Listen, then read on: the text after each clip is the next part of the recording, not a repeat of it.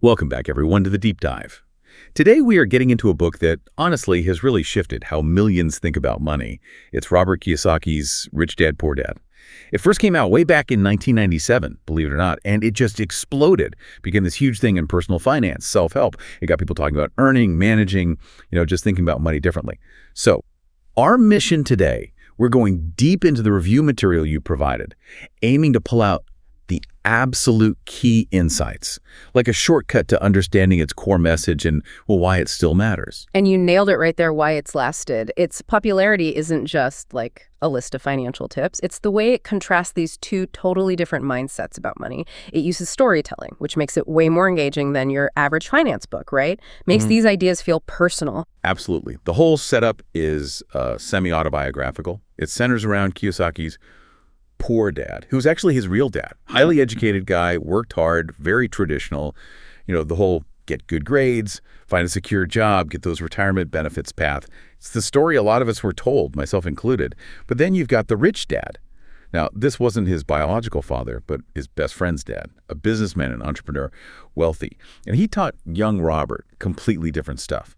Things like how money actually works, how you build real wealth, and this is crucial, how to make your money work for you, not the other way around. It's such a powerful contrast, isn't it? The book really hinges on the conflicting advice these two dads gave him, and that friction helped Kiyosaki see the huge difference between just, having money, maybe from a good salary, versus being financially literate, which is the path to wealth that lasts. That core conflict, I think that's what makes it hit home for so many people. It really does set the stage well. Okay, so let's unpack this. Let's get into maybe the 5 key lessons that really stand out from the book. The first one is massive. Don't work for money. Make money work for you. That sounds, well, pretty radical for most people. Is he saying quit your job? No, not necessarily quit your job tomorrow. It's more about perspective. He's saying most people spend their lives in what he famously calls the rat race, right? Just working for that paycheck. You earn more, your expenses creep up, and you're sort of stuck on this treadmill. The wealthy, he argues, focus differently. They create systems where their money makes more money. Think investments, businesses, maybe even intellectual property. It's about shifting from trading your time for dollars to building assets that generate income independently, even while you sleep. Okay, that makes a lot more sense. And it flows right into the next big one, lesson 2. Understand the difference between assets and liabilities. Kiyosaki keeps this super simple, doesn't he? Cuts through the usual financial jargon. He really does. Very clear, very practical. For Kiyosaki, an asset puts money in your pocket, period. A liability takes money out of your pocket. He hammers this home. The rich focus on buying assets that generate income. So like a rental property bringing in monthly cash. Asset, that fancy new car draining your account with payments and insurance. Liability. It's a simple idea, but it flips a lot of common assumptions, It really does. A powerful, simple distinction. And speaking of challenging norms, lesson 3 is another big one. Financial education is more important than academic degrees. That's a bold claim. He basically says schools teach you how to work for money, but not how to manage it, grow it, make it work for you. Yeah, and it's a really interesting point, especially now with, the cost of traditional degrees going up and so much practical financial info available, often for free online. Kiyosaki's argument is that financial literacy is the real key to long-term success. What's fascinating here is how directly it challenges that old idea that a good degree automatically equals financial security. He's saying it's not just about your paycheck size, it's about what you understand and do with that money. That's what builds wealth. That definitely resonates today with the changing job market and everything. Okay, moving to lesson 4. Emotions, fear, and greed. Control financial decisions. He talks a lot about this, how fear of being broke and greed for more can trap people in that rat race. Absolutely. He sees these as really powerful drivers of, frankly, bad financial choices. Think about it. Fear makes people hold on to jobs they hate or sell investments at the wrong time. Greed can make people chase risky, get-rich-quick schemes or take on too much debt for things they don't need.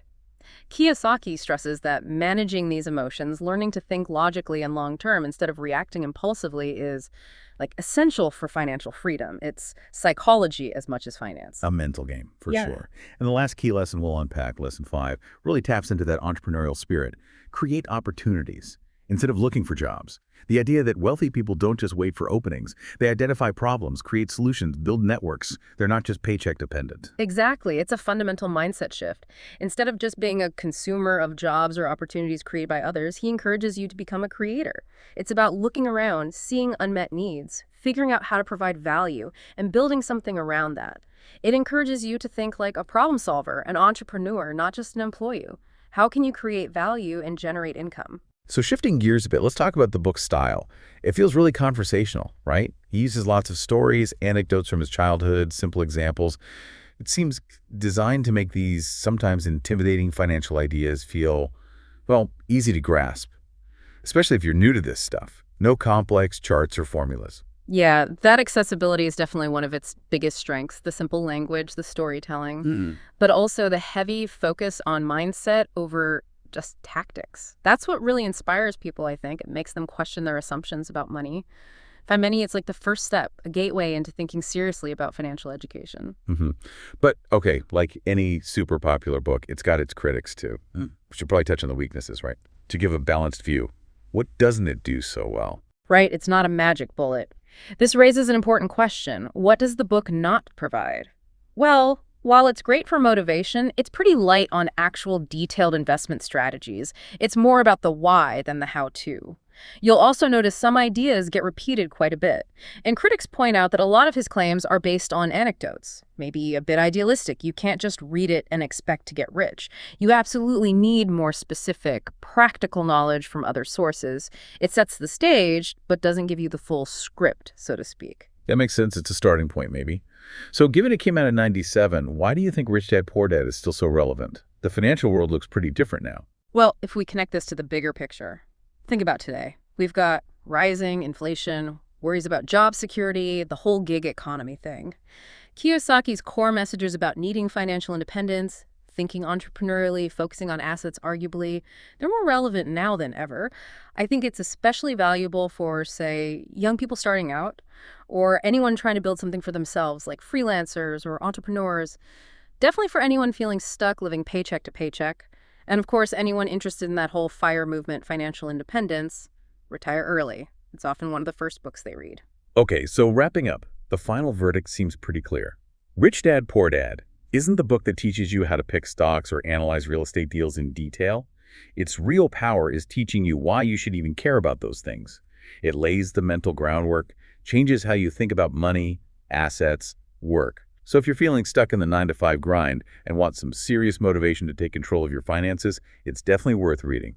Just know you'll need to dig into other resources for the practical, step-by-step stuff. Absolutely. And maybe a final thought for everyone listening. Consider right now, what's the next asset you could acquire, even a small one that will put money in your pocket? Or maybe what liability could you shed to free up some cash flow? The real shift begins right there in how you choose to think and